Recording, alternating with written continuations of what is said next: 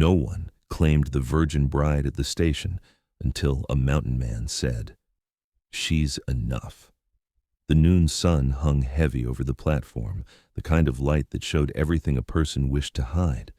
The train had long since pulled away, leaving behind a cloud of dust and a single trunk that no one claimed, and beside it, the girl who had come too far to turn back. Her name, written in careful ink on a tag pinned to her sleeve, read, Eleanor Grace, age 18. The other passengers had looked once, then twice, then looked away.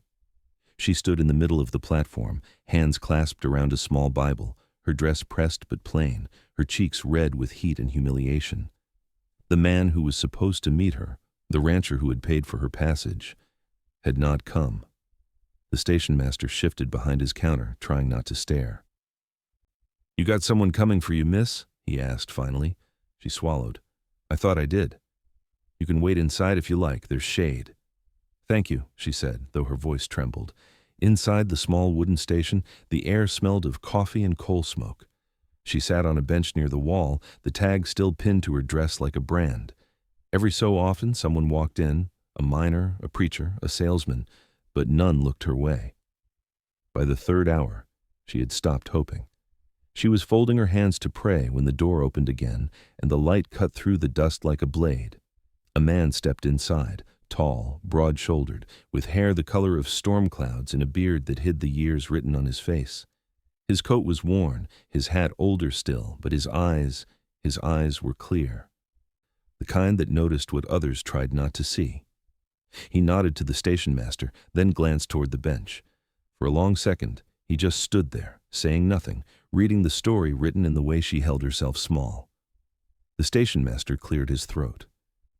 "You looking for a ride, stranger?" "No," the man said, voice low. "Looks like I found one."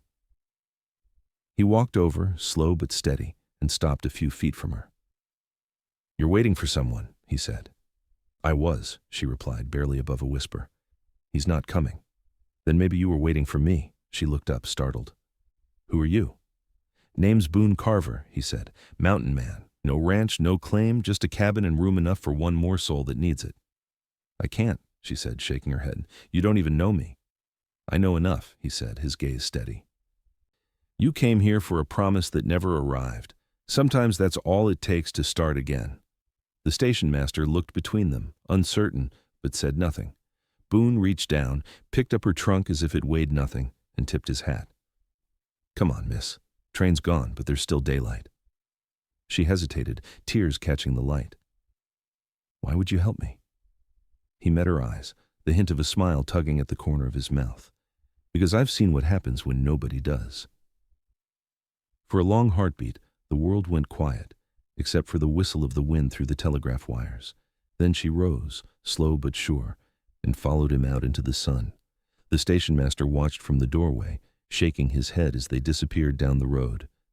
The tag on her sleeve fluttering in the breeze until it tore free and fell to the dirt, forgotten like the girl who no longer needed it.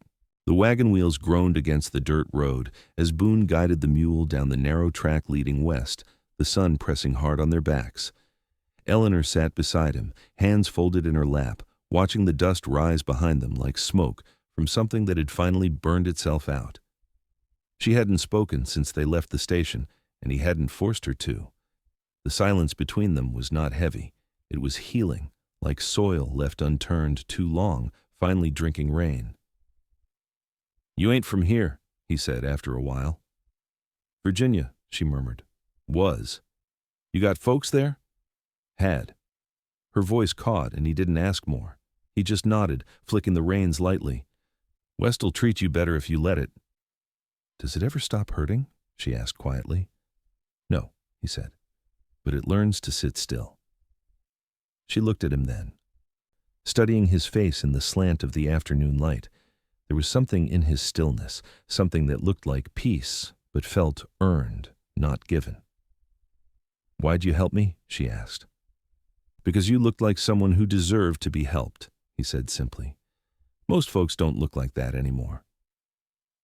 She didn't know what to say, so she looked ahead instead, the horizon shimmering with heat. They passed an old sign half buried in grass. Sweetwater Junction, 12 miles, and she wondered if every place out here sounded like a promise that might not keep. "You ever married?" she asked suddenly. "Once," he said, "a long time ago." "What happened?" "Same thing that happens to everyone out here," he said. "The world took more than it gave." She nodded slowly, understanding without needing more words. When the road curved toward the ridge, he stopped the wagon and pointed. "There," he said, "that's where home starts." She followed his gaze to a line of trees along the river, a small cabin barely visible through the cottonwoods, smoke trailing from its chimney. "You live alone?" she asked. "Not anymore," he said. Her breath caught at that, not from fear, but from something she hadn't felt in months, belonging, trying to find a place inside her again. The wind shifted, carrying the scent of pine and water, and she closed her eyes for a moment, letting it wash through her. "You don't have to stay forever," he said gently, "just long enough to stop running." "I don't have anywhere to go," she whispered. "Then this'll do fine," he said. They rode the rest of the way in quiet, until the road turned to grass and the mule slowed to a stop. Boone climbed down first, then turned and offered his hand. She hesitated before taking it, her fingers trembling against his calloused palm. "Careful," he said softly. "This place has a way of making folks believe again." She stepped down, her boots sinking into the soft earth, the last of the daylight spilling over the valley like gold poured from heaven. "You think I can?" she asked. "I don't think," he said. "I know." She looked around, the cabin, the trees, the sound of the river, and for the first time since the train had left her behind, she felt the ache in her chest ease just enough to breathe without pain. Boone watched her take it all in, then said, "Come on. Supper's better when you earn it." She smiled, small and real, and followed him toward the cabin, each step lighter than the last. Each breath a quiet reminder that she had finally been claimed, not by a man's need, but by mercy's choice. The cabin stood on a rise above the river, its roof patched with tin and moss, the door crooked but sturdy enough to keep out the wind. Eleanor followed Boone through the clearing, the smell of pine sap and wood smoke thick in the air. A small garden sat beside the porch, rows of potatoes just beginning to break through the soil. "You live here alone?" she asked quietly. "Used to," he said, pushing the door open with a creak. Inside, the room was small but alive. Table, 2 chairs, a cast-iron stove, and a shelf lined with jars of honey and dried herbs. A single feather hung from a beam, turning gently in the draft. "You can set your things there," he said, nodding toward the cot near the window. "Ain't much, but it's warm." She stepped inside, touching the edge of the table as though afraid it might vanish. "It's more than I've had in a long time." "You hungry?" he asked. She nodded, and he set about ladling stew from a pot that had been simmering since morning. The smell made her eyes sting. It wasn't the food, it was the kindness. He handed her a bowl, then sat opposite her, the silence stretching comfortable between them. Outside, the wind brushed through the trees, whispering against the roof. "You built this place?" she asked. "Every nail," he said. "Took me 3 winters and a reason." "What was the reason?" "To stop being someone I couldn't stand." She looked down at her bowl, her reflection trembling in the broth. "Maybe that's why I came," she said softly. "To stop being what someone else decided I was." He studied her for a moment, then said, "Well, you're off to a good start." They ate in quiet until the light began to fade. The river outside catching the last of the sun. When she rose to wash the dishes, he stopped her. "Not tonight," he said. "You've traveled enough. Rest." She hesitated, then nodded, setting the bowl aside. She crossed to the cot and sat down, her back straight, her eyes scanning the room as if trying to memorize proof that safety existed. "You ever get lonely?" she asked. "Sometimes," he said, "but the land talks if you listen long enough." "What's it say?" "That everything living just wants to be seen." Her breath caught, the words too close to what she'd prayed someone would one day understand. She looked toward him, her voice trembling. "And what do you see when you look at me?" He leaned back, eyes steady. Someone who's more than what was done to her. The room went still. Even the river seemed to quiet, holding its breath. She turned her face toward the window, where the moonlight was starting to touch the water. "That's the kindest thing anyone's ever said to me." Boone smiled faintly. "Then it's about time someone did." She lay down, pulling the quilt over her shoulders. He banked the fire low, the glow settling into a soft hum that filled the room. As her eyes closed, she heard him move once, checking the door latch, then the quiet scrape of a chair pulled closer to the fire. "Good night," she whispered. "Good night, Eleanor," he said, and before sleep took her, she thought she heard the river answering back, soft, certain, and alive, as if it too believed she was finally safe. The next morning broke clear and blue, sunlight spilling through the cabin window and lighting the dust that drifted like memory in the air. Eleanor woke to the smell of coffee and the sound of Boone humming low, a tune without words that seemed older than the hills outside. He stood by the stove, sleeves rolled, stirring the pot with the calm of someone who had made peace with quiet. "Morning," he said without turning. "I didn't mean to sleep so late," she murmured, sitting up. "You needed it." He poured 2 cups and handed her one, the steam curling between them. She took it carefully, the heat seeping into her fingers. "Thank you," she said. "You don't have to thank me for coffee," he said with a small smile. "Around here, it's how the day forgives the night." She didn't understand at first, then she did, and it made her chest ache. He sat across from her, his hands wrapped around his cup, eyes drifting toward the window. "You got plans?" he asked. "Plans? Things you want to do now that the world's turned you loose?" She shook her head. "I've never had the chance to want anything." "Then start small," he said. "Want breakfast, want air, want peace." She smiled faintly, the first true one since the station. "And you?" she asked. "What do you want?" "Just to make something good enough that it stays," he said. "Maybe this place.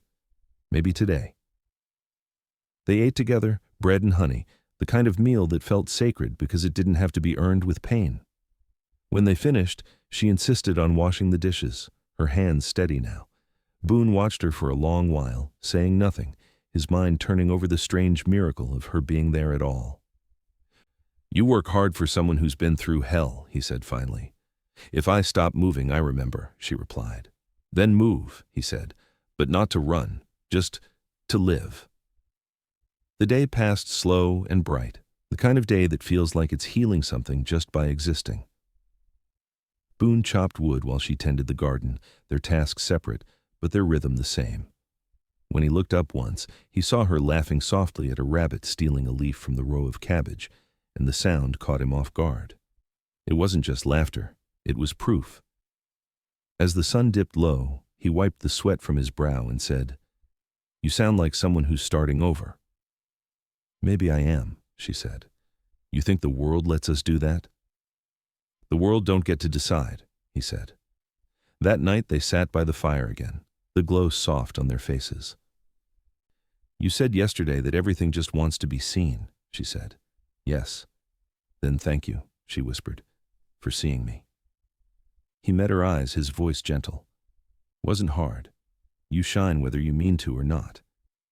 The silence that followed was thick with something new, something that wasn't pity or debt or fear. She turned toward the window where the stars hung low, her heart steady for the first time in years. "Boone," she said softly. "Yes? You saved me." "No," he said. "I just stood where no one else would." She looked back at him, tears catching the firelight. "Then that's what saving is." He didn't argue. Outside, the river whispered its slow song through the dark, and for the first time, neither of them felt alone in the sound. By the 3rd week, the valley felt like it had always known her. The rhythm of the days had settled, Boone chopping, mending, tending, and Eleanor learning how to move through quiet without fear. But peace, she was learning, always made the wind nervous. It came one afternoon when the sky turned gray in the distance, not with storm clouds but with riders. Boone saw them first, 3 men cresting the ridge, moving fast, too fast to be travelers. He stood on the porch, the old rifle leaning against the rail, his jaw set in a way that made Eleanor's stomach tighten. "You know them?" she asked, stepping beside him. "No," he said, "but they know this road." The men drew closer, dust curling behind them. When they reached the clearing, the one in front, a man with a scar running from temple to jaw, grinned wide. "Well, I'll be," he called. "Didn't expect to find Boone Carver playing husband." Boone didn't move. "Keep riding," he said evenly. "You got no business here." "Ain't that where you're wrong," the man said, swinging down from his horse. "Heard there's a runaway girl from the station up north, one with a tag that said she was promised to a rancher. Sound familiar?" Eleanor froze, her hands tightening around the railing. The man's gaze flicked toward her, slow and knowing. "Guess she found herself a new buyer." Boone's voice dropped low. "You best leave that talk behind you." The man laughed. "You think you can scare me with that tone?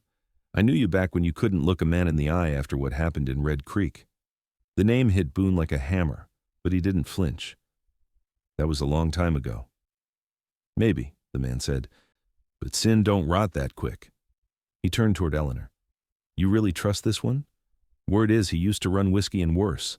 Boone stepped forward, his shadow falling long. "You done talking." "I ain't even started," the man said, reaching for his pistol. Boone moved before thought, his hand slamming the rifle barrel against the man's wrist, the gun clattering to the ground. The others reached for theirs, but his voice stopped them cold. "Pick it up and I'll bury all three of you before the echo fades." Something in his tone, the kind that came from graves and guilt, made them believe him. The leader held his wrist, glaring. "This ain't over, Carver," Boone nodded. "It never is." The men mounted and turned back down the trail, spitting curses into the wind. When they were gone, Eleanor stood silent, her breath shaking. Boone leaned the rifle against the post and exhaled, eyes on the horizon. "You gonna tell me?" she asked. "About Red Creek?" He shook his head. "Not yet. They'll come back," she said. "I know." "Then what do we do?" "Same thing we always do," he said, voice low. "Keep living like they already lost." She looked at him, at the steadiness in his hands despite the storm in his eyes, and said, "You don't have to fight for me." He turned to her slowly. "I'm not. I'm fighting for what you reminded me I still deserve." The wind carried the last of the rider's dust away, and in its wake the valley seemed to breathe again, uneven, wary, but alive. The rain came that night without warning, pounding against the cabin roof until the sound filled every corner like the heartbeat of something wild. Boone worked fast, pulling the shutters closed, his movements practiced and calm. Eleanor helped him set a bucket under the leak near the stove, her hair damp and clinging to her neck. When the thunder rolled, she flinched. "You afraid of storms?" he asked. "Just the kind that start after men come knocking," she said softly. He nodded, understanding more than he said. "You ain't alone this time." She looked at him, her face pale in the lantern light. "You didn't tell me what happened in Red Creek. Because it don't change what's happening here." "Maybe not," she said. "But it changes how I see you." He stared at the fire for a long moment before speaking. "There was a boy," he began. "Younger than I was. I ran with a crew, men who thought stealing whiskey made them free. One night, that boy got caught in the crossfire. I never pulled the trigger, but I didn't stop it either. His father made sure the whole town knew. They tied me to a post, same as they would a killer. Storm rolled in that night too. I thought I'd die in the mud, but the rope broke, and the world decided to give me one more chance I didn't deserve." Eleanor's eyes shimmered. "So you ran." "And kept running," he said.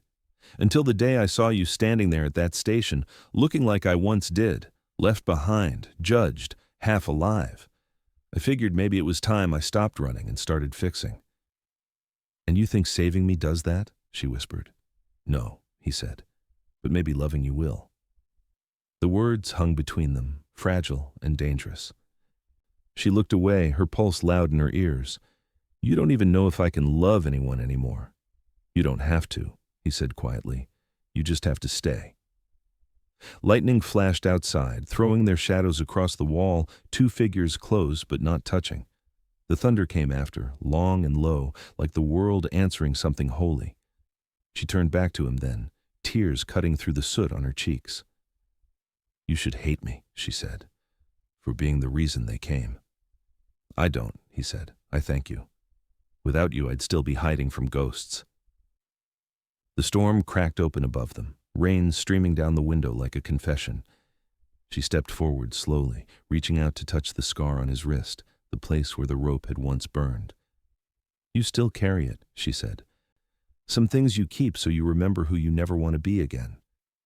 "And who do you want to be now?" she asked. "A man who makes sure no one ever feels left behind again." Her voice broke. "Then you already are." The thunder softened, the storm easing into steady rain. Boone exhaled, the tension draining from his shoulders. "You should rest," he said. "Tomorrow we fix what's left of the fence." "You think fences will keep them out?" "No," he said, meeting her gaze. "But they'll remind us what's worth keeping in." She smiled faintly, stepping back toward the cot. The storm faded into rhythm, and for the first time in years the sound of rain didn't scare her. It sounded like mercy falling on the roof of a life rebuilt from ruin. Morning broke clean after the storm, the sky washed pale blue, the world smelling of wet cedar and earth. Boone was already outside when Eleanor stepped onto the porch, the hem of her dress brushing the puddles. He was fixing the fence line, sleeves rolled, hands steady around the hammer. She watched him work for a moment before saying, "You meant it, didn't you?" He didn't look up. "Mean what?" "That we build things to remember what's worth keeping." He nodded, driving another nail into the post. "This fence ain't to keep danger out. It's to remind us where home begins." She walked to the gate, running her fingers over the new wood, smooth and damp from rain. "I've never had a home," she said, "not one that didn't hurt." "Then we'll build this one slow," he said, "so it lasts." The wind moved through the trees, the grass shining with dew, and for the first time, the valley looked like it had been made just for them.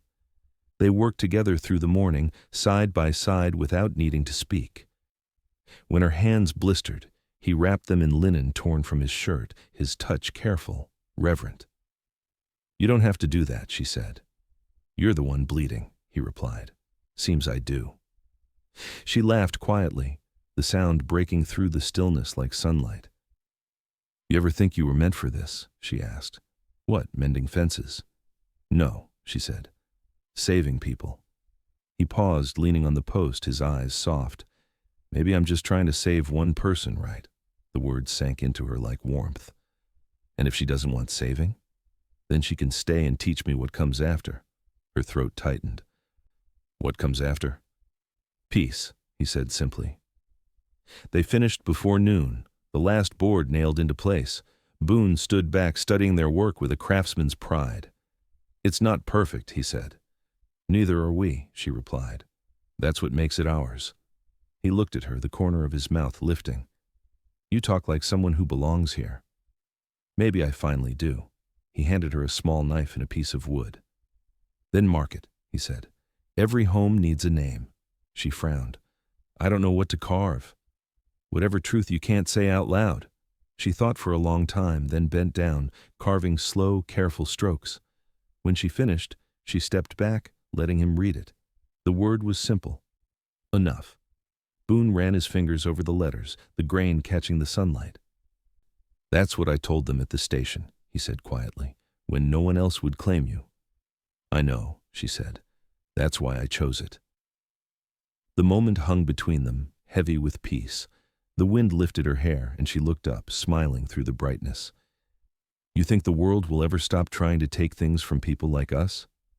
"No," he said, "but it can't take what it never gave." She nodded, the truth settling deep. As they walked back toward the cabin, the sound of the river carried behind them, steady and sure. The fence gleamed in the sunlight, fresh wood glowing against the green of the valley. It didn't look like a boundary. It looked like a promise, a quiet vow written in pine and patience.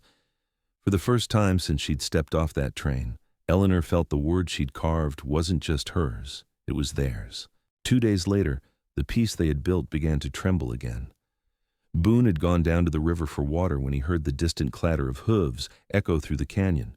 The sound came slow but certain, like a memory refusing to die. He set the bucket down, his hand resting on the worn handle of his revolver, though he didn't draw it. When the riders appeared on the ridge, 3 silhouettes against the sun, he already knew who they were.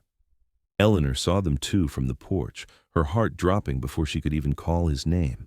Boone turned, his voice steady. "Inside," he said. She shook her head. "Not this time." The men rode down, their horses kicking up the scent of dust in anger. The scarred leader reined in close, grinning that same jagged smile. "Told you we weren't done." Boone didn't move. You made your point once. Don't make me finish it for you. You're hiding government property, the man sneered. Mail-order bride, registered to a man named Halder out of Sweetwater. You're stealing what's bought and paid for. Eleanor stepped forward then, her voice shaking but sure.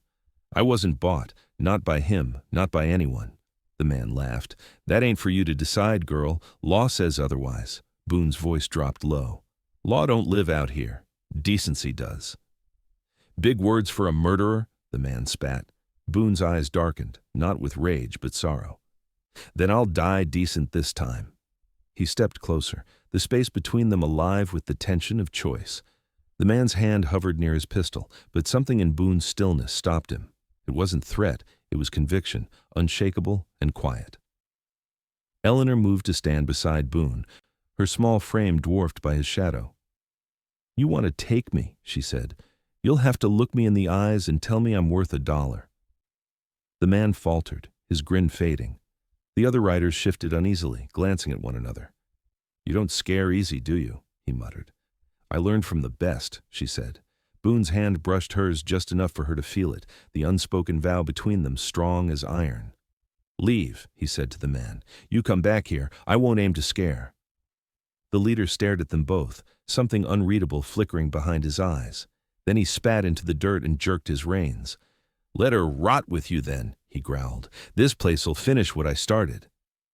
They rode off, dust swallowing them whole until the sound faded back into the hills. Boone stood silent for a long time, breathing slow, the weight of the moment settling like rain. Eleanor turned to him, her hands shaking. They'll tell others, she said. Let them, he answered. Stories don't change truth. And what's that? She whispered. That you belong nowhere, you're not wanted, he said. And everywhere someone finally says you're enough. Her eyes filled, and she pressed a trembling hand to his chest, feeling the steady beat beneath. Then I'll stay where the truth lives. He smiled faintly, the fear in him giving way to quiet pride. Then this valley's got its heart back. The wind rose, sweeping through the new fence, and the word she'd carved, enough, caught the sunlight like a promise too bright to break. That night the valley burned with the color of warning. Boone woke to the smell of smoke, thick and sharp, and the faint crackle of flames somewhere beyond the ridge. He was on his feet before his mind caught up, pulling on his boots and grabbing the rifle by instinct. Eleanor sat up fast, eyes wide in the dim light. What is it? Fire, he said, too close. She followed him outside, the air heavy with ash. A line of orange flickered against the horizon, climbing through the dry brush like a living thing. Boone's jaw tightened. They said it, he said. They came back. He ran toward the barn, untying the mule and leading it out into the clearing. Eleanor grabbed the bucket from the well, filling it again and again, though the effort felt useless against something that big. What do we do? She called over the roar. Boone looked at the fence, the one they'd built, the word carved into it glowing faintly in the firelight. We hold the line, he said. If it crosses the river, we lose everything. Together they moved like parts of the same heartbeat. He cut trenches with the shovel while she soaked the earth around the cabin, her hands blistered, her lungs burning from the smoke. The fire grew closer, the wind howling like it wanted to erase them. Boone stopped once, catching her arm. If it gets bad, you run to the river. She shook her head violently. No. Eleanor. I said no. I didn't survive being left behind to start running now. He met her eyes, and for a second the chaos around them disappeared. Then we stand, he said. We stand. The wind shifted suddenly, sending sparks down into the clearing. The grass ignited near the fence, flames crawling toward the cabin. Boone dropped to his knees, beating the fire back with his coat, his face lit by flashes of orange and gold. Eleanor joined him, throwing water over the boards until steam rose in ghostly shapes around them. It felt like fighting a storm with bare hands, but neither gave in. Almost there, he shouted. Almost! A gust roared, and the heat hit them like a wall. Boone pushed her down, covering her with his body as embers rained around them. When the sound finally eased, the fire had split, the wind carrying it east toward the canyon, away from the river, away from them. Boone stayed still for a moment, chest heaving, before he rolled aside and looked at the smoking ground. The fence stood, blackened, scarred, but standing. "You did it," she whispered. "We did it," he said, his voice rough. The rain started then, soft at first, then harder, washing ash into the soil. Eleanor tilted her face upward, eyes closed. "You said the land remembers mercy longer than vengeance." "It does," he said, watching the fire die under the downpour. "And tonight it just proved it." She turned to him, her hair soaked, her voice shaking. "Boone, if we hadn't stayed together—" "Don't finish that," he said gently. "We did stay. That's all that matters." They stood in the middle of the drenched clearing, smoke curling into the rain, the world around them smelling of earth and survival.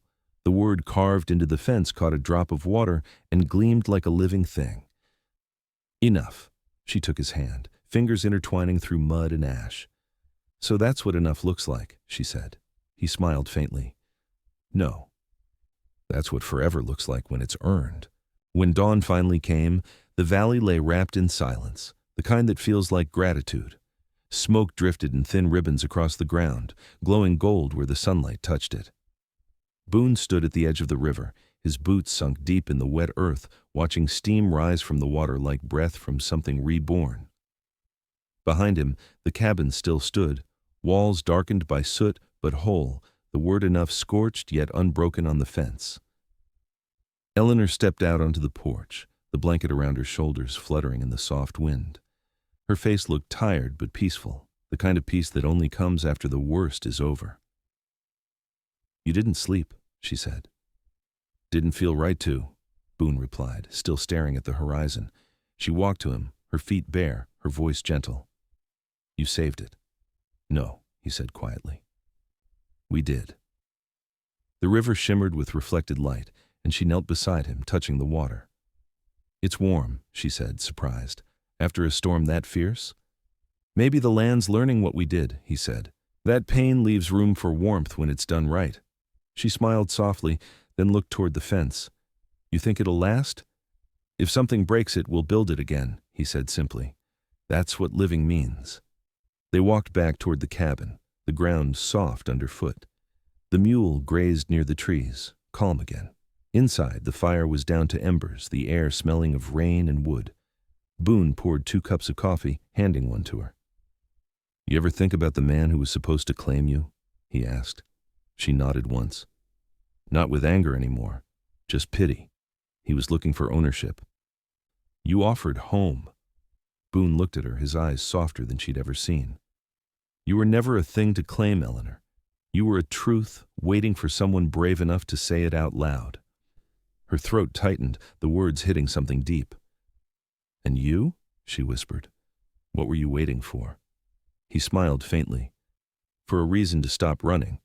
Turns out it wore a blue dress and carried a Bible." She laughed through her tears, the sound light and real. "You still think you don't deserve peace?" "I think peace don't care who deserves it," he said. "It just finds the ones who stop fighting it." She reached across the table, her hand resting over his. "Then let's stop fighting." "Together," he said, and the word carried everything they'd built, every risk, every scar, every sunrise that waited to be earned. The light through the window grew stronger, catching in her hair, turning it into threads of fire. He studied her for a long moment before saying, "You look like morning." "You look like the reason it came," she replied. They sat that way in quiet until the world began to move again, the birds calling, the water rushing, the land remembering it was alive. Boone stood, stretched, and looked toward the ridge. "They'll come again someday," he said. "Someone always does." "Then they'll find what we built still standing," she said, "and they'll know mercy can fight too." He nodded, pride warming his voice. "Then we'll let the world learn from us." She walked to the door, looking out over the valley where smoke met sunlight. "Boone," she said softly. "Yes?" "You were right. Fences don't keep the world out. They keep love in." He joined her at the doorway, his arm around her shoulders as the wind carried the scent of pine and wet soil. "Then let's keep it in," he said. The sun rose over the ridge, spilling gold across the river, the cabin, and the word carved into the fence. The land was scarred but alive, and so were they, proof that mercy was stronger than any fire, and that love, once spoken, didn't need to be owned to stay. If this story reminded you that redemption doesn't always come easy, but it always comes to those who stand their ground with kindness, then share it so others remember too. Subscribe to Redemption West, where every wound learns to heal, every storm makes the light brighter, and every story proves that mercy is the truest form of strength.